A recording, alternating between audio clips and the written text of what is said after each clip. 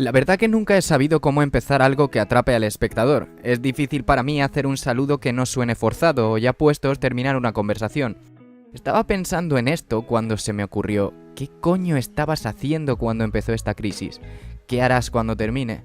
Seguramente todos con los que hablas te han preguntado al menos la segunda, y tú habrás dicho que salir de fiesta, tomar cervezas, hacer cosas sucias con esa persona, o en caso de no tenerla, buscarle una salida a la hipertrofia que tienes en el brazo de escribir. Que no mintáis, cabrones y cabronas, lo habéis utilizado para hacer de todos menos para escribir, yo incluido. ¿Por qué creéis que he tardado tanto en sacar el primer capítulo? En fin, que quería centrarme en los inicios y en los finales. Sé lo que muchos estaréis pensando ahora mismo y no, esta vez quiero ser lo menos político posible. Quiero hacer este repaso general sin meterme con ningún gobierno o con la oposición y dejar la metralleta a un lado por una vez, os lo juro. Porque si os fijáis, nuestra generación ha vivido muchas cosas más interesantes que esta gente en tiempos recientes. Y es que también es una frase manida lo de que en las crisis sale lo mejor y lo peor de la humanidad. Hemos vivido la primera dimisión de un papa desde el 1500. Nos hemos asombrado ante el nacimiento de una inteligencia artificial cada vez más competente. Hemos demostrado que existen los agujeros negros, cuando hace menos de 20 años ni siquiera sabíamos de su existencia. Hemos visto caer dictadores, demostrado que en la sabiduría del individuo reside el poder, pero la suma de estos individuos pensando diferente, aun aceptando ideas comunes, crea una fuerza colosal, apaga y compensa el daño de un tsunami, un incendio, un atentado y en este caso, una pandemia. Y no quiero que suene falso como mis saludos de vez en cuando salgo de fiesta o como escucho día tras día en las noticias para apagar mi espíritu crítico. De verdad lo creo, de verdad pienso que somos más fuertes que todo esto. Esta pandemia está siendo horrible en muchos aspectos, pero tengo una cosa jodidamente clara. Nuestros hijos se cagarán en nosotros, en la ESO, porque tendrán que estudiar nuestra historia, la actual y la venidera. Aquello que ha sido este tipo de crisis. Aprenderán de nosotros, pues verán a aquella costurera que hizo mascarillas caseras con las telas que tenía para hacer un vestido de fiesta, a los estudiantes sanitarios que se prestaron a ser abusados tanto en sueldo como en horario para servirnos, a los cuerpos del Estado que se expusieron a los insultos de los insensibles y sesgados por hacer el trabajo sucio. En definitiva, el mundo sigue girando y aunque para nosotros todo es igual un día tras otro, seguimos haciendo historia. Lo único que espero como ciudadano es que cuando le digamos adiós a estos tiempos convulsos, no la escriban los falsos eruditos, los mismos de siempre, que no tengamos memoria de pendrive sino de Kindle, que recordemos quién estuvo ahí, qué es lo importante para que podamos seguir y qué son simplemente accesorios de Gucci para un mendigo. Creo que tenemos demasiado tiempo para pensar últimamente y espero no haceros un flaco favor amargándoos la mañana, la tarde o la noche, aunque eso ya a mucha gente no le importe. A mí me importa, y quiero haceros una declaración de intenciones. Para mí ya nada será lo mismo, para mí el tiempo ya no importa, solo quién lo ocupa, y si ese tiempo está empleado en algo que vaya a hacer historia o en algo que vaya a repugnarla. Porque si algo nos ha demostrado este puto bicho es que esas cervezas, esas risas y esos te quieros importan más que nunca, y que somos maravillosos, pero no invencibles. Tenemos que hacerle un repaso general a nuestra propia psique, y eso está claro. Pero yo qué sé, tío, me da la sensación de que en algunos aspectos esto solo ha sido un empujón, como ese dolor de cabeza al día de después que te hace pensar ya no bebo más. Pero al igual que en ese caso seguiremos bebiendo, a no ser que todo el mundo deje de beber, cosa que no creo que pase ni a base de prohibiciones, policía y castigos. En fin, solo quería rezar a Dios, Alá, Odín o quien me escuche para que no acabemos con cirrosis. Pasando a otra orden de cosas mucho más alegres y menos dolosas, ovnis. Y estos días están a la orden del día, porque cada vez son más personas que ven platillos volantes, escuchan ruidos raros y creen que los pequeñitos marcianos con ojos gigantes están partiéndose el culo de nuestra situación. Incluso los más atrevidos comentan que podrían ser la causa directa. Estos ruidos raros se definen como parecidos a los que harían unas turbinas, depuradoras, helicópteros o trompetas. Y en cuanto a los avistamientos, serían puntos brillantes de luz inmóviles o con movimientos erráticos.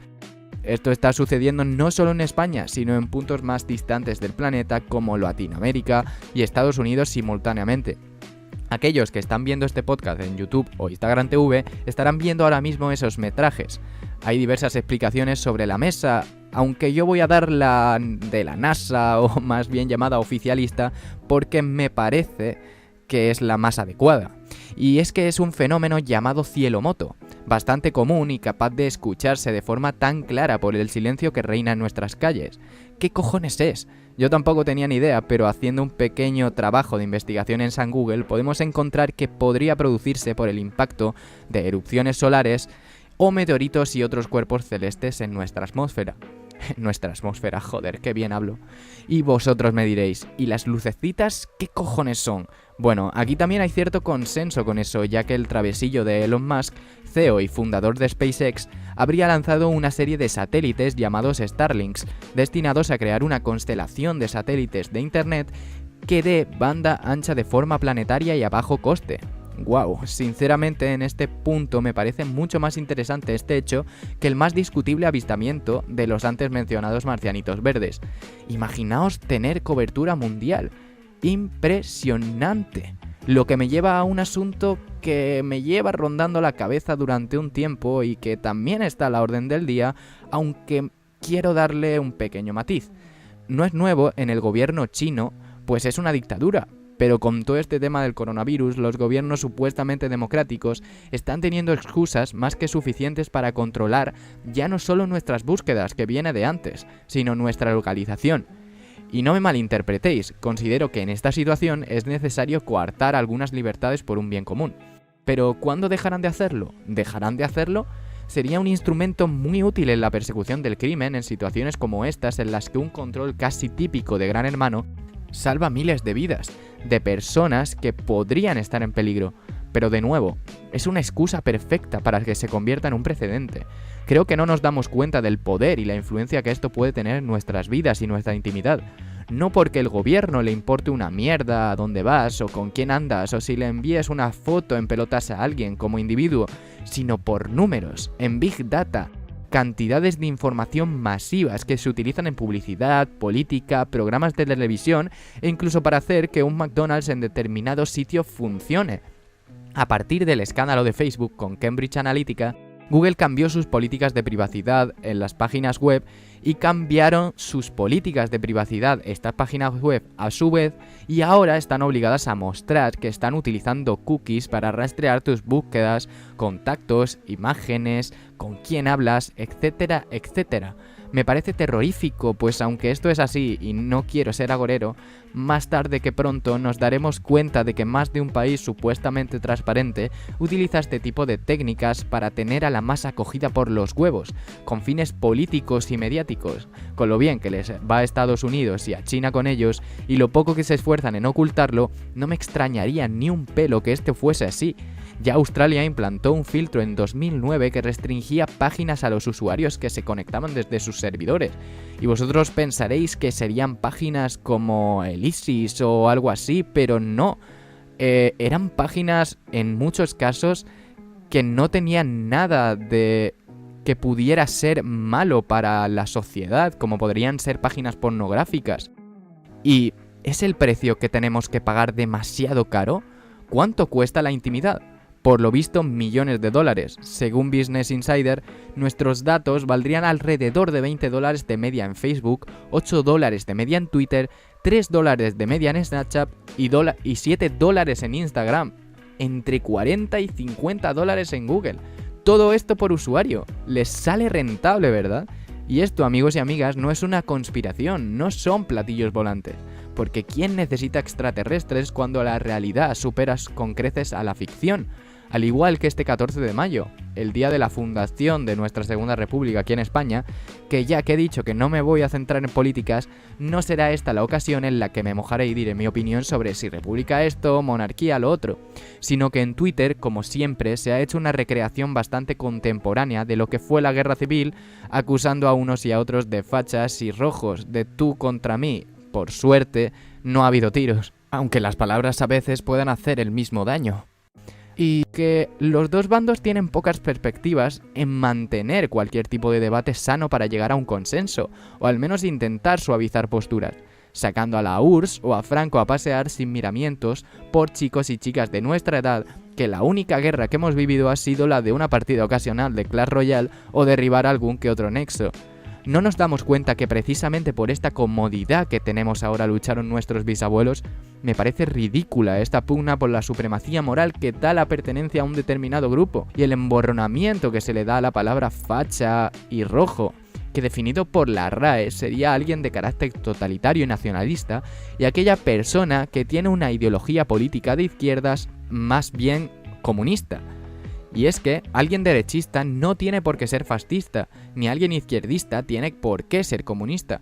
Realmente me gustaría ver cuántas personas que se catalogan en un lado o en otro realmente son lo que afirman. De cuántas personas se sorprenderían de saber que no todo es blanco o negro. Parece de cajón y por eso me atrevo a ir más lejos. No tiene sentido en pleno siglo XXI ser tan categóricos con nuestras posturas ideológicas, ya que las medidas que se adoptan deben de ser aplicadas según la situación y el momento. De hecho, cuando se decide el futuro en base a un dogma ideológico estricto, en vez de a lo que antes he mencionado, es cuando se falla estrepitosamente en hacerlo en base a las necesidades que en ese momento requiere una comunidad o un país. ¿Por qué os he soltado esta chapa? Bueno, en primer lugar para hacer ver o al menos hacer pensar, sin ningún tipo de pretensión, a aquel que me esté escuchando que las etiquetas son un puto asco, si no es para distinguir la sal de la sosa cáustica. En segundo lugar, porque opino que cuanto más etiquetado esté una persona o un grupo en un bando, más fácil le resultará al posible tirano que pueda aparecer distinguir qué decir o qué hacer para aborregarnos.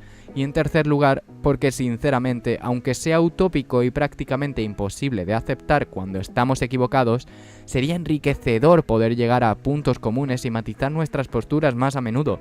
En definitiva, ser más críticos con nosotros mismos, cosa que los dogmas hacen muy difícil. Y bueno, quiero terminar aquí este primer episodio. Cortito, pero espero que al menos los hayáis disfrutado escuchándolo como yo haciéndolo y que haya sido lo más ameno posible. En futuros episodios intentaré traer invitados de lo más variados para hablar de los temas más diversos, divertidos y de actualidad que se os puedan ocurrir. Además de no rayaros continuamente con mi voz y que al final os acabe resultando irritante, sé que a veces es imposible. Un abrazo a todos los que os habéis quedado a escuchar hasta el final y me encantaría que le dieseis feedbacks para seguir mejorando. Joder, feedback, qué palabra más bonita. Nos vemos en un siguiente episodio.